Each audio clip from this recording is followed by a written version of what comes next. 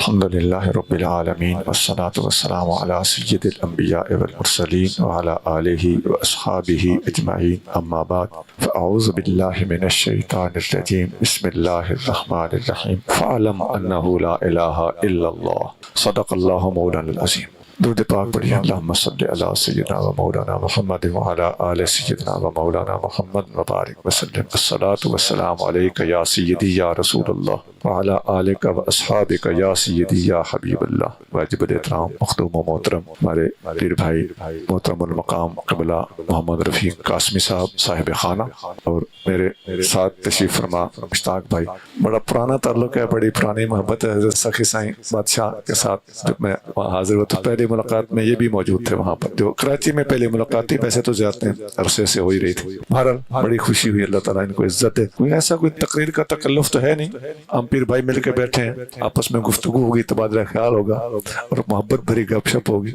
تو اس ماحول کو دیکھ کر بڑا دل خوش ہوا، تو اس مناسبت سے میں نے سوچا کہ سورۃ الفتح وہاں سے گفتگو کو شروع کیا جائے۔ یہ جو آیت ہے اس کے الفاظ ہیں فَعْلَمْ، جان لو، علم حاصل کرو، you should know، یہ الفاظ ہیں کیا؟ انہو لا الہ الا اللہ، کہ اللہ کے سوا کوئی عبادت کا حقدار نہیں ہے۔ یہ ہم کلمہ طیبہ پڑھتے ہیں، اس کا جو یہ جملہ ہے لا الہ الا اللہ، یہ قرآن کی سورۃ فتح کے اندر اسی مقام پہ وارد ہوا ہے، لیکن اس سے پہلے الفاظ ہیں فَعْلَمْ، جان لو، تمہیں اس بات کا علم ہونا چاہیے۔ یہ اس مقام پر ہی اللہ تعالیٰ نے ارشاد فرمایا ہے۔ یہاں سے علماء نے حتیٰ کہ جو علم کے بادشاہ گزرے ہیں اور حدیث کی کتاب سب سے اونچی کتاب کے مرتب کرنے والے امام بخاری رحمۃ اللہ علیہ، وہ بھی اس آیت کو کوٹ کرنے کے بعد فرماتے ہیں کہ سب سے بڑا پہلا بنیادی علم ہے ہی یہ کہ بندے کو اللہ کے وجود کا اور اس کے معبود ہونے کا علم ہو۔ فَعْلَمْ، جان لو کہ اللہ کے سوا کوئی عبادت کا حقدار نہیں ہے۔ کسی اور مقام پہ اللہ نے یہ فرمایا کہ جان لو، قرآن کے اندر جان لو کا حکم دیا ہے، تو لا الہ الا اللہ کے حوالے سے ارشاد فرمایا گیا۔ گویا خدا شناسی سب سے بڑا علم ہے۔ اب آگے چلیے، یہ جو لا الہ الا اللہ کے الفاظ ہیں حدیث پاک میں بھی ایسے ہی آتا ہے، ترمذی شریف میں حدیث ہے، آقا کریم صلی اللہ علیہ وسلم نے ارشاد فرمایا افضل ذکر لا الہ الا اللہ، سب سے افضل ذکر لا الہ الا اللہ کا ذکر ہے۔ تو قرآن کہتا ہے یہ تمہیں پتہ ہونا چاہیے، اور حدیث کہتی ہے کہ سب سے افضل علم بھی یہی علم ہے کہ بندہ لا الہ الا اللہ کا ذکر کرے، سب سے افضل ذکر یہی ہے۔ اب ایک حدیث مسند احمد میں ہے، آپ کے اور میرے محبوب نبی صلی اللہ علیہ وسلم نے ایک دفعہ صحابہ کرام تشریف فرما تھے تو پوچھا کہ کوئی غیر تو نہیں بیٹھا ہوا؟ صحابہ نے اس کے حضور اپنے ہی بیٹھے ہیں۔ آپ علیہ السلام نے فرمایا پھر دروازہ بند کر دو۔ دروازہ بند کر دیا گیا، آنکھیں بند کرائی گئی، اور پھر آپ نے 3 بار لا الہ الا اللہ کا ذکر کرایا۔ باقی تمام صحابہ کرام نے یہی ذکر آقا کریم صلی اللہ علیہ وسلم کے پیچھے پیچھے بھی کیا۔ اب سوچئے، اس کے آخر میں فرمایا کہ مجھے اور مجھ سے پہلے نبیوں کو اللہ کریم نے جو تعلیمات دے کر بھیجا ہے اس میں سب سے افضل جملہ اور کلمہ ہے یہ جو آج میں نے آپ لوگوں تک پہنچا دیا ہے۔ دیکھیے لا الہ الا اللہ ہی بتانا تھا، تو آپ علیہ السلام نے پوچھا غیر کوئی بیٹھا تو نہیں؟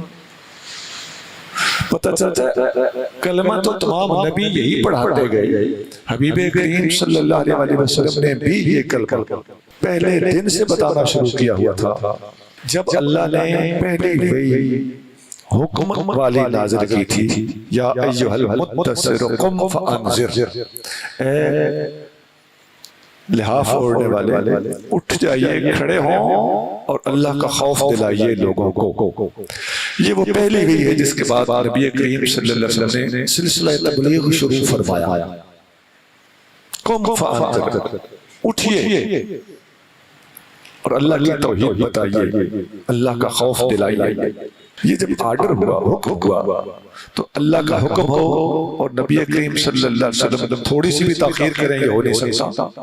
اسی وقت بلا تاخیر نبی کریم صلی اللہ علیہ وسلم نے تمام لوگوں کو ایڈریس کیا اور فرمایا یا ایھا الناس، اے لوگو، قولوا لا الہ الا اللہ تفلحوا، کہو اللہ کے سوا کوئی عبادت کا حقدار نہیں، تمہیں نجات مل جائے گی، فلاح مل جائے گی، دنیا آخرت کی کامیابی مل جائے گی. گویا لا الہ الا اللہ کا سبق تو پہلے حکم کے بعد فوراً آپ نے امت کو اور انسانیت کو دینا شروع کر دیا تھا. اب ایک موقع پہ اس کے بعد آپ اسپیشلی فرما رہے ہیں کہ کوئی غیر تو نہیں بیٹھا ہوا. پتہ چلتا لا الہ الا اللہ کی عمومی تعلیم ایک اور چیز ہے اور صاحب طریقت لوگوں کو اللہ کا ذکر سمجھانا اور چیز ہے. اس لیے کمرے میں بٹھایا، فرمایا کوئی غیر تو نہیں بیٹھا ہوا، حل فیکم غریب، کوئی یہودی عیسائی تو نہیں بیٹھا ہوا. قالوا لا یا رسول اللہ، حضور آپ کے غلام ہی بیٹھے تھے. تو پھر دروازہ بند کرانا کیا مطلب؟ آج آپ نے ذکر ہوتا دیکھا لائٹ آف کر دی گئی تھی. ایک نیا آدمی آگے کہتا ہے یہ کیا ہے جی، لائٹیں کیوں آف کر دیتے ہیں، دروازے کیوں بند کر دیتے ہیں؟ میرے بھائی لا الہ الا اللہ کا ذکر جب طریقت والے کرتے ہیں تو لائٹیں آف کر دیتے ہیں، دروازے بند کر دیتے ہیں، آنکھیں بند کر لیتے ہیں اور اس اندھیرے میں واپس چلے جاتے ہیں. جب دنیا نہیں بنی تھی تو بتائیے دنیا میں روشنی تھی یا اندھیرا تھا؟ سورج مخلوق ہے، سورج نے روشنی کی، سورج کے ذریعے روشنی کرائی گئی. سورج کی تخلیق اور اس کے منظر پر آنے سے پہلے یہ کائنات اور یہ دنیا اپنی اصلیت اور اپنے اوریجن کے لحاظ سے اندھیرا ہے. اسی لیے آپ دیکھتے ہیں کہ فیض والے دن کم اور راتیں زیادہ ہیں. شب برات دن ہے کہ رات، لیلۃ المعراج دن ہے کہ رات، لیلۃ القدر دن ہے کہ رات. تہجد کے وقت جو نماز ہوتی ہے وہ دن میں ہوتی ہے کہ رات. سب سے بڑی عبادت یہ نہیں ہے تہجد نفلوں میں، تو وہ دن میں نہیں ہے، وہ رات میں. رات کے بھی پچھلے پیر میں پتہ چلتا ہے رات کے اندر اللہ نے بڑے راز رکھے ہوئے. تو اندھیرے میں عشق دا ڈیوا بال اندھیرے مطلب بھی جھوک کھڑاتی ہوں. حضرت سلطان باہو فرماتا کہ عشق کا چراغ اندھیرے میں جلاؤ. ظاہر میں اندھیرا ہوگا اور وہ چراغ کون سا ہوگا؟ وہ عشق کا چراغ ہوگا جو اندھیرے میں جلایا جائے گا. تو مسلمان جن کو کلمہ پہلے ہی پڑھایا ہوا تھا ان کو پھر کلمہ پڑھانا اور اندر بٹھا کے پڑھانا اور لائٹیں آف کر کے ایک قسم کی دروازہ بند کرنا یا اندھیرا کر لینا، آنکھیں بند کرا لینا، تو یہ منظر پیدا کرنا، یہ سچویشن اور صورتحال پیدا کر کے پھر کہلوانا اور سب کا پیچھے پیچھے کہنا کیا معنی رکھتا ہے، اس کی بڑی اہمیت ہے بھائی. اب آئیے سلاسل طریقت کی طرف. یہ ذکر شریف نبی کریم رؤوف الرحیم صلی اللہ علیہ وسلم سے چلتا چلتا صدیق اکبر سے چلتا، سیدنا علی المرتضیٰ رضی اللہ تعالیٰ عنہ سے چلتا ہوا، حضور غوث اعظم سے ہوتا ہوا، ہم تک اوپر والے مشائخ کے ذریعے سے چلتا چلتا درگاہ مشور شریف میں پہنچا اور وہاں سے ہم مسکینوں کو عطا ہوا. ہم یہ جو ابھی ذکر سے پہلے دعا ہوئی تھی، سورۃ فاتحہ پڑھیں، قل شریف پڑھیں، درود پاک پڑھیں، یہ پڑھ کے اصالہ ثواب ہوا تھا. اس کی کیا وجہ تھی؟ ویسے بزرگوں کو اصالہ ثواب کرنا چاہیے، لیکن اپنے سلسلے کے مشائخ کو اصالہ ثواب کرنے میں ایک بہت بڑی مصلحت یہ بھی ہے کہ جن کے ذریعے نبی کریم رؤوف الرحیم صلی اللہ علیہ وسلم سے چلتا ہوا یہ ذکر ہم تک پہنچا ہے، ان تمام مشائخ کی خدمت میں نذرانہ پیش کر کے ان سے دعا لے لیں، ان کی توجہ حاصل کر لیں. اب ذکر کریں گے تو اس کا فیض دوسرا ہوگا. ڈائریکٹ ذکر کریں اجر سے خالی تو نہیں ہے، لیکن اپنے مشائخ جنہوں نے ہم پر یہ احسان کیا ہے، جنہوں نے اوپر سے وصول کر کے ذکر ہم تک پہنچایا ہے، ان کو اصالہ ثواب کرنا یہ ہمیشہ سے امت کا طریقہ چلا آ رہا ہے. اور اپنے بزرگوں کو، اپنے بڑوں کو اور اپنے فوت شدہ رشتہ داروں کو، ان سب کو اصالہ ثواب کرنا فیض کے حصول کا ذریعہ بھی ہوتا ہے اور رزق کے حصول کا ذریعہ بھی ہوتا ہے. جو بندہ اصالہ ثواب کا عادی ہے اس کے رزق میں کبھی کمی نہیں آ سکتی، یہ یاد رکھ لینا. اور اپنے ماں باپ کے لیے جو ایصال ثواب کرتا ہے وہ رزق کی گھاٹے اور کمی کا شکار کبھی نہیں ہوتا۔ رزق کو حاصل کرنے کے لیے طرح طرح کے اوراد و وظائف کرنا، میں کسی وظیفے کو ناجائز نہیں کہہ رہا، لیکن آسان ترین راستہ عرض کر رہا ہوں۔ جو بندہ نبی کریم صلی اللہ علیہ وسلم کو 12 شریف کے حوالے سے یا حضور غوث اعظم کو 11 شریف کے حوالے سے یا اپنے سلسلے کے تمام بزرگوں اور اولیاء کو ہر ذکر کی محفل میں ذکر کے آغاز کے حوالے سے ایصال ثواب کرتا رہتا ہے، وہ فیض سے بھی لبریز رہتا ہے، رزق سے بھی محروم نہیں رہتا۔ درگاہ مشرف شریف ہمارا مرشد خانہ ہے، ہمارے سائیں بادشاہ کریم قدس سرہ العزیز نے یہی ذکر اپنے ساری جماعت کو ارشاد فرمایا ہے۔ ہمارے سائیں بادشاہ کا طریقہ تھا آپ بیعت کرنا یا مرید بنانا یہ لفظ استعمال نہیں فرماتے تھے، آپ فرماتے تھے ذکر شریف دینا، اور ذکر شریف دینے میں درگاہ مشرف شریف کا فیض اتنا زیادہ ہے کہ اگر کوئی طالب یہ اس کو اجازت نہیں دی بالفرض تو کوئی بندہ ایسا اس کو ٹکر گیا ہے جو گمراہ ہے، یا وہ بندہ ذکر مانگتا ہی ہے، یا امید ہے کہ اس بندے کو ذکر دیا جائے تو یہ سیدھی راہ پہ چل پڑے گا، تو اپنے مرشد کریم کو بعد میں جا کے بتا دیں سائیں بندہ جا رہا تھا میں نے اس کا ہاتھ پکڑ لیا، تو ہمارے مرشد کریم اس بندے کی بھی لاج رکھتے ہیں، اس کو خلافت نہ سمجھ لیا جائے، لیکن ذکر بتا دینا اس کے اندر بڑی وسعت ہے۔ لا الہ الا اللہ بتا دیا، ایک بندہ گمراہ تھا اس کو ہدایت دے دی، اپنے مرشد کریم سے جا کے دعا کرا لو اس کے لیے، انشاءاللہ تعالی اس کے اوپر بھی فیض جاری ہو جائے گا۔ ہم نے اپنے مرشد کریم کا جو فیض دیکھا ہے، تمام اولیاء اللہ کے پیارے ہیں، سب کا ادب کرنا چاہیے، کسی ایک ولی کا بھی بے ادب اپنے مرشد کا بے ادب ہے، اور ہر ایک میں اپنے ہی مرشد کا نور اور جلوہ دیکھنا چاہیے۔ یہ طریقت کا، روحانیت کا، توحید کا سبق ہے۔ پوری دنیا اللہ تعالیٰ کی صفات کی مظہر ہے، یہ صفات کا جلوہ ہے، اور اپنا مرشد اللہ تعالیٰ کی صفات کا مظہر اتم سمجھنا چاہیے۔ اور ہمارے مرشد کریم قدس سرہ العزیز نے اپنے جماعت کو جو ذکر دیا ہے وہ اپنے جگہ پہ، اور جو عشق دیا ہے اس کا مقام تھوڑا سا جدا گانا ہے، اور جو ادب سکھایا ہے اس کی حیثیت بھی بہت مختلف ہے، اور اتنا عشق ہو، اتنا غلبہ ذکر ہو، اتنا ادب اور تمیز ہو، اور اس کے ساتھ ساتھ اتنا علم بھی ہو۔ عام طور پر یہ دیکھنے میں آیا ہے کہ ظاہری علم والوں کے لیے ان کا علم حجاب اس لحاظ سے بن سکتا ہے کہ کہیں تکبر نہ آ جائے، اس لحاظ سے بن سکتا ہے کہ روحانیت اور طریقت کی کوئی بات ایسی ہو جو اس کی سمجھ سے باہر تھی، وہ کوئی خضری بات تھی، تو یہ اس پر سوال اور اعتراض کر کے انکار کرنے والوں میں کھاتے میں پڑ جائے۔ یہ ساری چیزیں اہل علم کے لیے حجاب بن سکتی ہیں، یا ان طریقوں سے علم ہمارے جیسے مولویوں کے لیے حجاب بن سکتا ہے، لیکن ہم نے اپنے مرشد کریم کو دیکھا ہے۔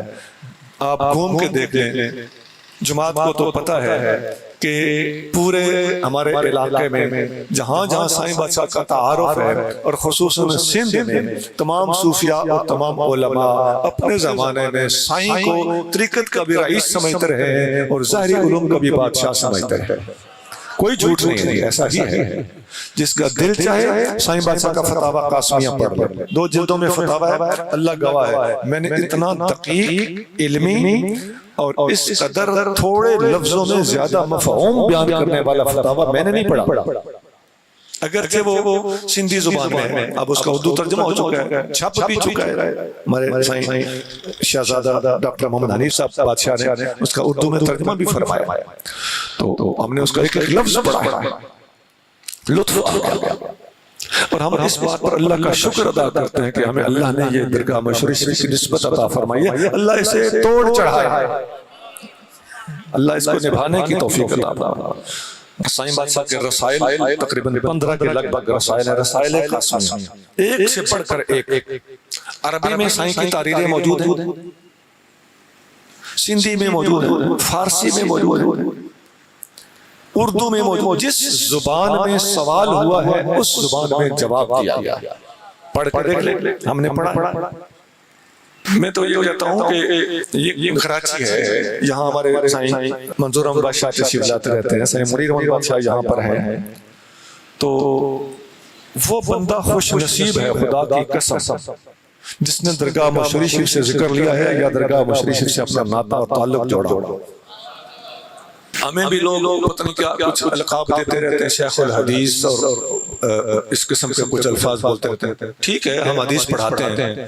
میں اللہ کی قسم اٹھا کے کہتا ہوں مجھے شیخ الحدیث ہونے پر فخر نہیں ہے، مجھے قرآن پڑھانے پہ فخر نہیں ہے، مجھے ان خطابات اور تقریروں پہ ناز نہیں ہے. میرا اگر جس سہارے پر مجھے اعتماد ہے وہ اپنے درگاہ مشری شریف کے ساتھ اپنی نسبت کا سہارا ہے. باقی سارے باتیں ٹھیک ہیں، ان میں کوئی کام غلط نہیں ہے. قرآن پڑھانا، حدیث پڑھانا، خطاب کرنا آسان طریقے سے ہو، ماشاءاللہ سارے علماء یہ کام کر رہے ہیں، اللہ ان کا قبول فرمائے. لیکن جس چیز پر شیخ محقق شیخ عبداللہ محدث دہلوی رحمۃ اللہ علیہ کا فرمان مجھے یاد آتا ہے، وہ فرماتے ہیں میرے اللہ میں نے ساری زندگی دین کی خدمت کی ہے، میں نے قرآن حدیث پڑھایا ہے، میں نے حدیث کی شروع لکھی ہے، میں نے شاگرد تیار کیے ہیں. مجھے اپنے زندگی بھر کے کسی عمل پر کوئی بھروسہ، کوئی اعتماد اپنے کمزوریوں کی وجہ سے کسی چیز پر کوئی اعتماد، کچھ بھروسہ مجھے نہیں کہ میری کوئی چیز قبول ہو تو میں بخشا جاؤں. مجھے اگر بھروسہ ہے یا بخشش کی توقع ہے تو وہ یہ ہے کہ میں تیرے محبوب نبی صلی اللہ علیہ وسلم کا میلاد بڑی اہتمام اور بڑی باقاعدگی کے ساتھ ہمیشہ کرتا ہوں. تو میرے بھائیو فقیر کی بھی یہ ایک اظہار خیال ہے کہ ہمیں اگر مان ہے اور اعتماد ہے تو اس تعلق پر ہے جو مشری شریف سے ہمیں کنیکشن ملتا ہے اور مدینہ شریف تک ہمیں پہنچاتا ہے. دیکھیے علمی سند اور سلسلہ طریقت ملتے جلتی چیزیں. اللہ کیا فرماتا ہے اتقوا اللہ وکونوا مع الصادقین، اللہ سے ڈرو اور صادقین کے ساتھ ہو جاؤ، سچوں کے ساتھ ہو جاؤ. تو سچوں کے ساتھ ہونے کے دو طریقے، ایک تو جس سے علم حاصل کیا ہو اس سے سند لی جائے. میری سند میرے استاد ہیں. سند کا لفظ معنی ہوتا ہے، عربی زبان کا لفظ ہے سند، اس کا معنی ہوتا ہے ٹیک، آسرا، سہارا. ٹیک لگا کے لوگ بیٹھتے ہیں نا، اس ٹیک لگانے کو عربی زبان میں سند کہتے ہیں. تو شاگرد کی سند سہارا کون ہے؟ اس کا استاد. ان کی سند اور سہارا کون ہے؟ ان کے استاد. چلتے چلتے یہ استادوں کا تسلسل اور سند کا یہ طریقہ کار آگے چلتا چلتا جب نبی کریم صلی اللہ علیہ وسلم تک پہنچتا ہے، علم کا مرکز تو حضور ہے صلی اللہ علیہ وسلم. تو وہاں سے آج کے بندے تک جب آسرے اور سہارے عطا ہوتے ہوتے پہنچتے ہیں تو اس کو سند کہا جاتا ہے. یہ سند کا لفظ معنی ہے اور اس کا مفہوم ہے. ایسے ہی سلسلہ کا معنی سند سے تھوڑا سا مختلف ہے. سلسلہ کا معنی ہوتا ہے چین، جیسے یہ لوہے کی چین ہوتی ہے نا، باندھنے کے لیے ایک اس کا کڑا ہوتا ہے، ونگا ہوتا ہے، وہ دوسرے میں پھنسا ہوتا ہے، دوسرا تیسرے میں، اس کے رنگز ہوتے ہیں، رنگ ٹو رنگ آگے وہ لمبی ہوتی چلی جاتی ہے. اس رنگ کا رنگ کے اندر پھنس کے سلسلہ چل پڑنا، اس کو سلسلہ کہا جاتا ہے. یہ سلسلہ کے لفظی معنی ہے. تو سند کتابوں کی ہوتی ہے اور سلسلہ روحانیت کا ہوتا ہے. تو آپ دیکھتے ہیں کہ سند اور سلسلے میں ایک کامن چیز ہے، دونوں میں کنیکشن ہے. تو سلسلہ طریقت کا کہلاتا ہے اور سند علم کی کہلاتی ہے. تو سلسلہ جب اوپر چلتا ہے تو مرشد ان کے مرشد چلتے چلتے آخری جو سلسلے کی کڑی ہے اور جہاں پر سلسلہ ہے طریقت انتہا پذیر ہوتے ہیں، وہ ہمارے محبوب نبی کریم رؤوف رحیم صلی اللہ علیہ وسلم کی ذات والا صفات ہے. تو سند کی انتہا بھی آقا پر صلی اللہ علیہ وسلم اور سلسلے کی انتہا بھی حضور صلی اللہ علیہ وسلم پر. اور یہ جو بزرگوں کا طریقہ چلا آ رہا ہے کہ اپنے استادوں سے سند لیتے ہیں، خواہ وہ زبانی ہو خواہ وہ تحریری ہو. اگلے زمانوں میں تحریر نہیں ہوتی تھی، زبانی اجازت دے دی جاتی تھی. آج دور ہے، اس دور میں لکھ کے بھی دے دیا جاتا ہے، اس میں کوئی کباہت نہیں ہے، کوئی حرج نہیں. اب آئیے ہمارے اپنے سائیں بادشاہ کی میں بات کر رہا تھا. تو سائیں بادشاہ صاحب سند بھی ہیں، سائیں بادشاہ صاحب سلسلہ بھی. اور اپنے دور میں جو سلسلہ طریقت آپ نے چلا کے دکھایا اس کی مثال بھی نہیں ملتی، اور اپنے دور میں جو سلسلہ سند آپ نے چلا کے دکھایا اس کی بھی نظیر نہیں ملتی. ہمارے مرشد کریم عام طور پر ہم پیر بھائی آپس میں بیٹھتے ہیں تو یہ مشائخ کا ایک طریقہ ہے کہ اپنے مرشد کی بات کرو، کیونکہ اس سے فیض جو میسر آتا ہے یہ کوئی تنگ نظری نہیں ہے، بلکہ فیض حاصل کرنے کا طریقہ یہ ہوتا ہے کہ اپنے مرشد کی طرف اپنی توجہ پوری رکھی جائے. تو ایک طرف دھیان رکھا جائے تو اس سے یکسوئی پیدا ہوتی ہے. سامنے کوئی نہ کوئی نمونہ ہونا چاہیے، کوئی نہ کوئی ماڈل ہونا چاہیے جس کو دیکھ کر بندہ اللہ تعالیٰ کی راہ پکڑتا ہے. جیسے آپ نے ایک کمرے میں داخل ہونا ہے تو آپ کمرے کی طرف متوجہ اس وقت تک نہیں ہو سکتے جب تک دروازے یا کھڑکی کی طرف توجہ نہ ہو. تو مرشد اللہ تک پہنچنے، اللہ کے محبوب صلی اللہ علیہ وسلم کے پہنچنے والے کمرے تک پہنچنے کے لیے یا کھڑکی ہے یا دروازہ، تو آپ اپنا پورا زور کسی بھی مکان یا کمرے کی اینٹوں اور پتھر کی طرف لگاؤ گے تو سر پھاڑ لو گے. آسان طریقہ یہ ہے کہ اپنے مرشد کو وہ جو اس بارگاہ میں پہنچنے کا دروازہ ہے اس دروازے کی طرف پہنچو. اور خدا کی قسم مرشد کامل وہ دروازہ ہوتا ہے جس کو نہ کنڈا لگا ہوتا ہے نہ تالا لگا ہوتا ہے. وہ ہر وقت ہم تمائل کرم ہیں، کوئی سائل ہی نہیں، راہ دکھلائیں کسے کوئی راہ رب منزل ہی نہیں. یہ میں نے مثال دی کہ ہم نے ادھر متوجہ بھلا کیوں ہونا ہوتا ہے. اس وجہ سے ہمارے سندھ کے بہت بڑے بزرگ گزرے ہیں، شاہ عبداللطیف بھٹائی رحمہ اللہ. ان کا ایک شعر میں اپنے پیر بھائیوں سے سنتا رہتا ہوں تو مجھے شاید ان کے الفاظ پراپرلی مجھ سے ادا نہ ہو سکے، ٹوٹے پھوٹے انداز میں وہ بول دیتا ہوں، جس کو ٹھیک نہ لگے وہ اصلاح کر لے. میں یہ اعتراف کرتا ہوں کہ میں ان کے الفاظ پراپرلی ادا نہیں کر سکوں گا.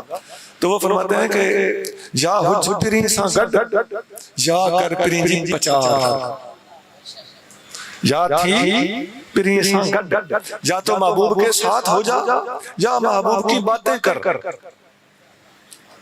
انہیں بنن سا تھا شل قادر کہیں کھے نہ کرے.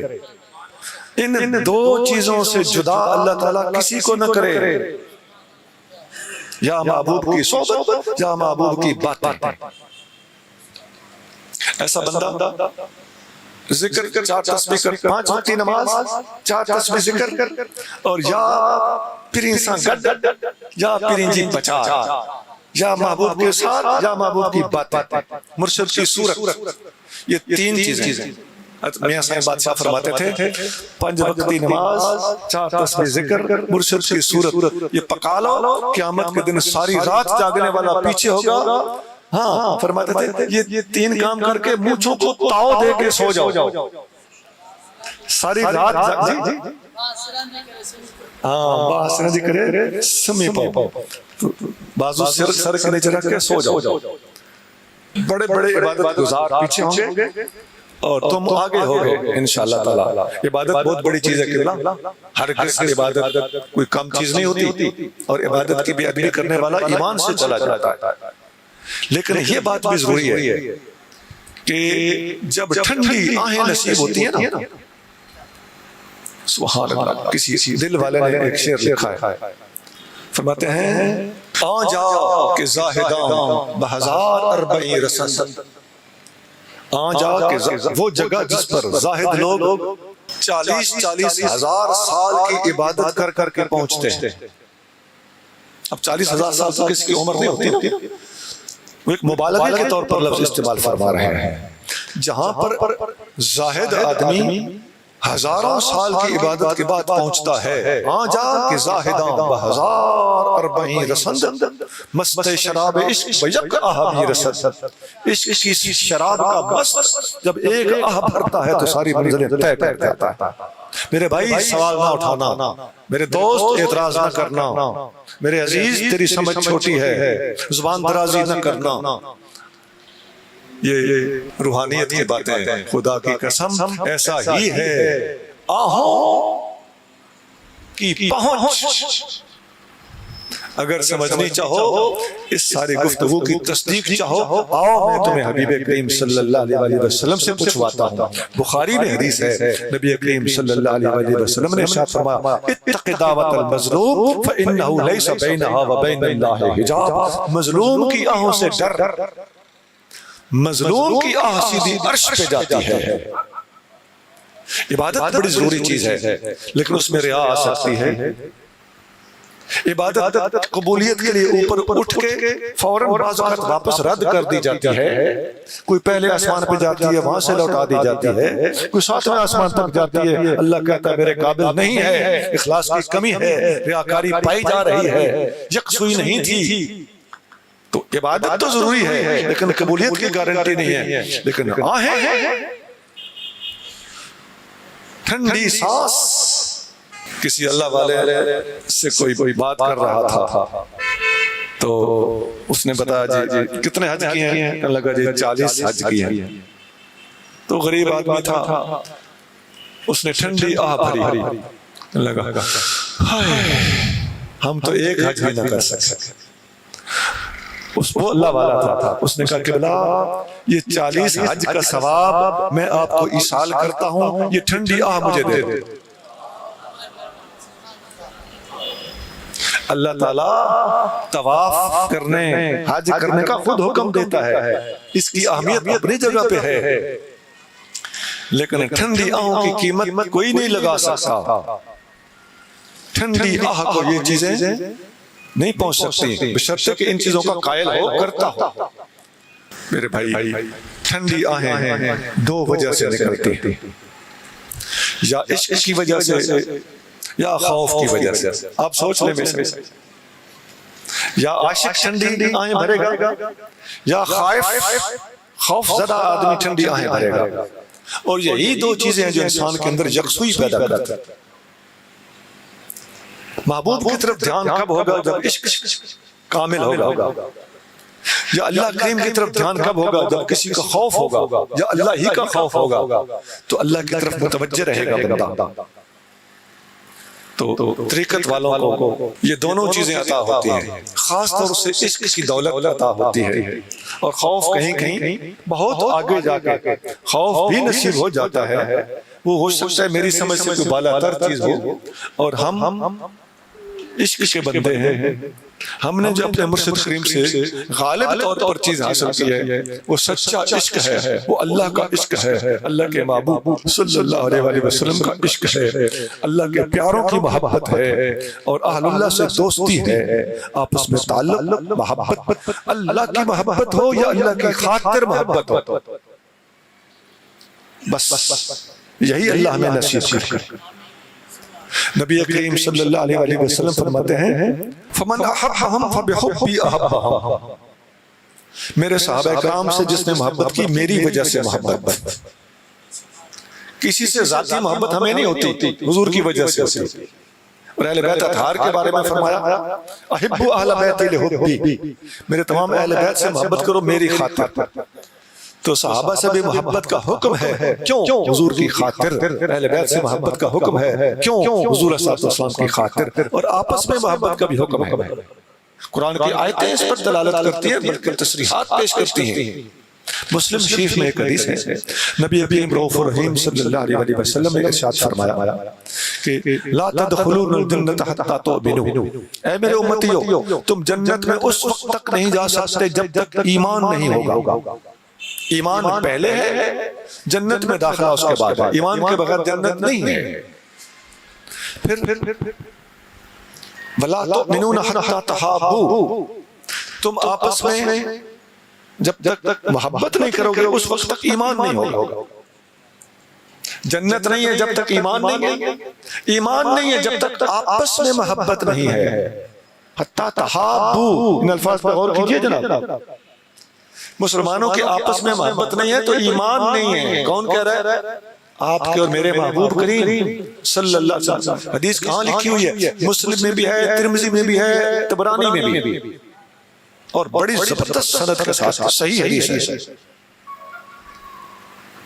اب سمجھ لیجئے کہ سب حضور کی محبت اپنی جگہ پہ، ظاہر ہے اس محبت کا تو درجہ سب سے اوپر ہے، اور صحابہ کی محبت اپنی جگہ پہ، اہل بیت کی محبت اپنی جگہ پہ، ابو بکر عمر عثمان علی کی محبت اپنی جگہ پہ، حسنین کریمین کی محبت اپنی جگہ پہ رضی اللہ تعالی عنہم۔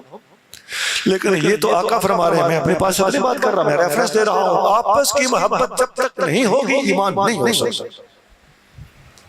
اللہ ہمیں ساری حدیثیں، یہ بھی ایک المیہ ہے کہ ہم چن چن کے ایک آدھ حدیث لوگوں کو سناتے رہتے ہیں، اسی ایک حدیث کو سن لو، سمجھ لو، تو سوائے ان لوگوں کے جو آدھی آدھی باتیں بتاتے ہیں ان کے لیے سخت پریشانی کا باعث بن جائے گی یہ چیز۔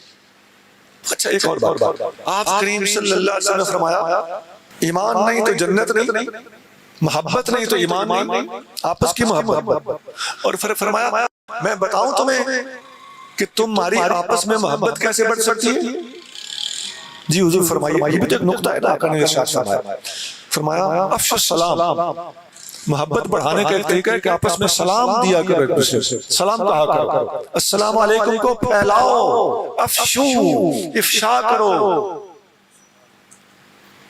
سلام کو بڑھاؤ، اس سے محبتیں بڑھتی ہیں، سلام پھیلانے سے محبت بڑھتی ہے۔ آقا کا فرمان تحافو تحابو، ایک دوسرے کو گفٹ دیا کرو، تحفے دیا کرو، آپس میں محبت بڑھے گی۔ نماز پڑھتے وقت صف سیدھی رکھا کرو، محبت بڑھے گی۔ حدیثوں میں صحیح ہے، حدیث بخاری مسلم میں حدیث ہے، آپس میں اگر صف ٹیڑھی ہوگی اللہ تمہارے دل ٹیڑھے کر دے گا۔ اب حرمین شریفین میں جانے والے لوگ جانتے ہیں کہ ہر نماز سے پہلے استوو استوو کا اعلان ہوتا ہے، صفو صفو، سیدھے ہو جاؤ سیدھے ہو جاؤ، صفو صفوفکم رحمکم اللہ، صفیں سیدھی کرو اللہ تم پر رحمت کرے۔ یہ اہتمام نبی کریم صلی اللہ علیہ وسلم بہت فرماتے تھے، اور تمام صحابہ کو فرماتے تھے جس طرح میں آگے دیکھتا ہوں اس طرح میں تمہیں پیچھے بھی دیکھتا ہوں، اللہ کی قسم مجھ سے تمہارا خشوع بھی پوشیدہ نہیں ہے، تمہارا رکوع بھی پوشیدہ نہیں ہے، صفیں سیدھی کرو۔ ایک جاتے جاتے بات عرض کر دی کہ آقا سے رکوع اور خشوع، خشوع کیا ہوتا ہے؟ خشوع دل کی حالت کو کہتے ہیں، آقا فرما رہے ہیں میرے اوپر تمہارے دل کا یہ حال بھی پوشیدہ نہیں ہے۔ پتہ چل گیا کہ حضور دلوں کے حال جانتے ہیں۔ محبت بڑھانے کے میں نے بہت طریقے بتائے، اور محبت کا فائدہ کیا ہے کہ آپس میں محبت کرو گے تو ایمان نصیب ہوگا، اور ایمان نصیب ہوگا تو جنت نصیب ہوگی، نہیں تو بالترتیب ہر چیز سے محروم ہوتے چلے جاؤ گے۔ اور یہ جو محبتیں ہیں ان کے پھر میں نے پہلے کے درجے بتائے کہ آپس کی محبت، مرشد کریم کی محبت، آقا کریم صلی اللہ علیہ وآلہ وسلم کی محبت، اللہ کی محبت، یہ محبتوں کی ایک چین ہے، ایک تسلسل ہے جو مسلمانوں کو اللہ نے عطا فرمایا ہے، اور اللہ سے واصل ہوتا ہے بندہ جب اللہ کی طرف یکسو ہوتا ہے، تو یکسوئی کا بہترین ذریعہ عشق ہے، یکسوئی کا بہترین ذریعہ محبت۔ اور اس سارے تسلسل کو پیچھے لے چلیں، پورے خطاب کو وائنڈ اپ کریں تو بات جا کے پہنچتی ہے فَعْلَمْ أَنَّهُ لَا إِلَهَ إِلَّا اللَّهُ، جان لو کہ اللہ کے سوا کوئی معبود نہیں ہے، لا الہ الا اللہ تمہارا سبق ہونا چاہیے، اور مرشد کریم کے ہاتھ میں ہاتھ ہونا چاہیے، 5 وقتی نماز کے ساتھ مرشد کی صورت کو بھی یاد رکھنا چاہیے، جس کے پاس یہ سارے ایلیمنٹس پورے ہیں انشاءاللہ تعالیٰ اس عشق کا نصاب مکمل ہے۔ اور جو ہمیں درگاہ مشوری شریف سے سبق ملا ہے، وہ جتنی باتیں میں نے بتائیں یہ سارا فیض مشوری والے سائیں کا ہے، اور ہمارے پاس، ہم پنجاب میں رہتے ہیں، ہمارے پاس خدا کی قسم جب یہاں سے کوئی پیر بھائی چلا جاتا ہے، میں ہر پیر بھائی کو یہ کہتا ہوں کہ آج ہمیں پیٹرول مل گیا۔ ہمارے پیر بھائی جاتے ہیں، بالکل یقین کیجئے مرشد کریم کا جانا تو اور بڑی چیز ہے نا، ہمارے پیر بھائی جاتے ہیں تو ہمیں پیٹرول مل جاتا ہے، ہمارے بہت دن اچھے گزرنا شروع ہو جاتے ہیں، پھر انتظار ہوتا ہے اللہ کرے پھر کوئی آ گیا، تو جب پیر بھائی آتے ہیں تو ہمیں پیٹرول ملتا ہے، آپس کی محبت ملتی ہے۔ ہم نے آستانوں پہ جا کے دیکھا ہے، میں خطابات کرنے آستانوں پہ بھی جاتا رہتا ہوں، مدارس میں بھی جاتا رہتا ہوں، لیکن آپ یقین کیجئے جو محبت درگاہ مشوری شریف سے ہمیں ملی ہے، خدا کی قسم اس تاج شریف کی نسبت اور اس کو دیکھ کے ہی جب دل مچل جاتا ہے کسی پیر بھائی کو جاتا دیکھتے ہیں تو دل کرتا ہے کہ اس کے پیر بھی چوم لیے جائیں، اس کے ہاتھ بھی چوم لیے جائیں، اور اس کو پکڑ کے گھسیٹ کے اپنے گھر لے جائیں، اس کو کھلائیں گے، اس کو پلائیں گے، اس کو رجائیں گے، اور اس کا منہ ماتھا بھی چوم لیں۔ میں گمبٹ میں ایک دفعہ مہمان بن کے گیا ہوا تھا، ہمارے پیر بھائی بڑے پیارے پیر بھائی ہیں، سائیں کریم بخش، ان کو ہم عاشق فقیر کہتے ہیں، سبحان اللہ، بڑا پیارا آدمی۔ تو میں ان کے ہاں گیا ہوا تھا، میں اس وقت بالکل نوجوان تھا، تو میں نے کھانا کھایا، لنگر شریف کیا، تو میں باہر ذرا ٹہلنے نکل گیا، تھوڑا سا باہر گیا تو میرے پاس ایک بندہ گزرا، اس نے سر پہ رومال لیا ہوا تھا، ایسے کر کے رومال لیا ہوا تھا، میرے پاس مجھے دیکھا، ادھر میرا بازو پکڑ لیا، ادھر چلو میرے ساتھ۔ میں نے کہا اللہ خیر کرے، میں نے کیا جرم کیا، یہ کوئی تھانے دار ہے، کون ہے، چلو چلو چلو چلو۔ میں نے کہا سائیں معذرت خواہ ہوں۔ جب میں نے ایسی بات شروع کی نا، میں کہنا یہ چاہتا تھا کہ میں آپ کو پہچانتا نہیں، انہوں نے سر سے رومال کھولنا شروع کر دیا، سر سے جب رومال کھولا تو نیچے تاج شریف تھا۔ میں نے کہا صحیح، میں نے بھی بغل گیر ہو کر ان سے پیار محبت سے ملا، مجھے اطمینان مل گیا کہ اپنا پیر بھائی ہے، محبت کا اظہار کرنے کا اپنا اپنا انداز ہوتا ہے، ان کا سٹائل کچھ اس قسم کا ہے۔ اچھا چل پڑے، میں نے کہا سائیں لے چلیں جہاں مرضی لے چلیں، تو نہیں آپ کو چائے پہ، میں نے کہا سائیں چائے چھوڑ، میں جلیبیاں کھاؤں گا، مٹھائی کھاؤں گا، سموسے کھاؤں گا، پکوڑے کھاؤں گا، سب کچھ کھاؤں گا، لے چلیں۔ تو میں نے پوچھا سائیں ویسے تو یہ تاج شریف میرے لیے کافی ہے تعارف کے طور پر، ظاہری طور پر آپ کا اسم گرامی کیا ہے؟ کہنے کہ ڈاکٹر غلام محمد۔ سبحان اللہ، آپ لوگوں میں سے بہت لوگ ان کو جانتے ہوں گے، ڈاکٹر شیخ غلام محمد صاحب رحمۃ اللہ علیہ، بہت بڑے ولی تھے۔ تو یہ اتنی بڑی شخصیت تھے کہ ہمارے پیر بھائی جو سینئر ہیں، مشتاق بھائی جیسے لوگ ان کو پہچانتے یا جانتے ہیں۔ میں ایک دفعہ ان کے یہاں حاضر تھا، سائیں امیر بخش جمالی بھی ساتھ تھے، ان کی خدمت میں حاضر ہوئے، رات کو ٹھہرے، تو سائیں امیر بخش جمالی نے جانا تھا ادھر چوٹ جمالی سے آگے ان کا رود موری میں رہائش گاہ تھا، وہ جانے لگے تو مجھے کہنے لگے ادھر آؤ، میں قریب آیا، کان میں کہنے لگے جب یہاں سے جانے لگو ایسے نہ جانا، ڈاکٹر صاحب کے قدموں کو ہاتھ لگا کے جانا۔ میں نے پھر ایسے کیا، آخر کوئی وجہ تو تھی نا، اس کو وہ پہچانتے تھے نا۔ تو اتنا بڑا بندہ اور اتنے چھوٹے آدمی کو صرف یہ تاج صرف دے کر پکڑ کے ڈانٹ کے کہنے لگا چلو میرے ساتھ چائے پی۔ میرے بھائیو، یہ میں نے ایک ادنا سی مثال آپ کے سامنے پیش کی ہے، بہت زیادہ ہمارے پاس مثالیں ہیں کہ ہماری اللہ نے ہمیں بہت زیادہ محبت سے نوازا ہوا۔ میں پشاور شہر میں، پشاور کا صدر ایک جگہ ہے، اس کے قریب میرا محکمہ تھا جہاں میں سروس کرتا تھا، تو میں اپنے دوستوں کے ساتھ ایک جگہ صدر کے اندر چلتا ہوا جا رہا تھا۔ یہ 86 یہ تقریباً اس دور کی بات ہے، 40 سال ہو گئے تقریباً، 38 سال 39 سال 40۔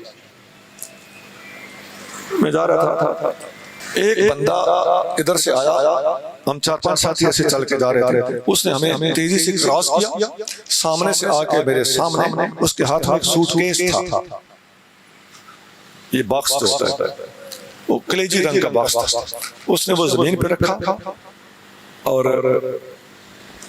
مجھ سے کہنے لگا ایک منٹ۔ میں نے کہا اللہ خیر، اس کو کیا ہو گیا؟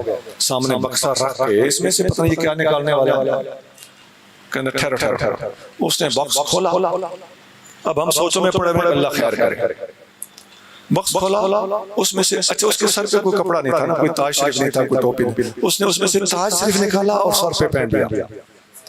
مجھے کہنے لگا پہچان لیا؟ میں نے کہا ٹھیک ہے میں پہچان گیا، بغل گیر ہوئے، ایک دوسرے سے حال حوال لیا، کہنے لگا میں تمہیں اپنے دفتر میں لے چلتا ہوں۔ آپ یقین کیجئے اب وہ پتہ نہیں مجھے عرصہ ہو گیا ملاقات کیے، اللہ کرے زندہ ہوں، تو وہ صوبہ سرحد کے اکاؤنٹ کے سب سے بڑے افسر،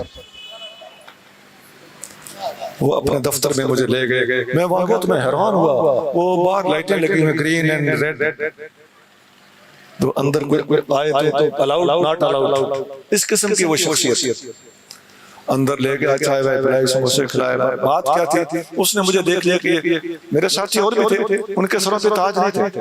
میرے سامنے آ کے وہ رکا اور تاج شریف کا اتنا احترام کیا کہ اپنے سر پہ پہن کے. اب وہ کوئی مہمانہ مسئلہ ہوگا، ہر وقت نہیں پہن سکتا ہوگا، ایسا ہوتا ہے.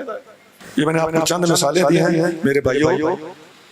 آج وقت ایسا ہے ہم کرامات بیان کریں تو لوگ اس کا مذاق اڑاتے ہیں، لیکن یہ جو باتیں میں نے کی ہیں یہ کرامت سے کم نہیں ہے.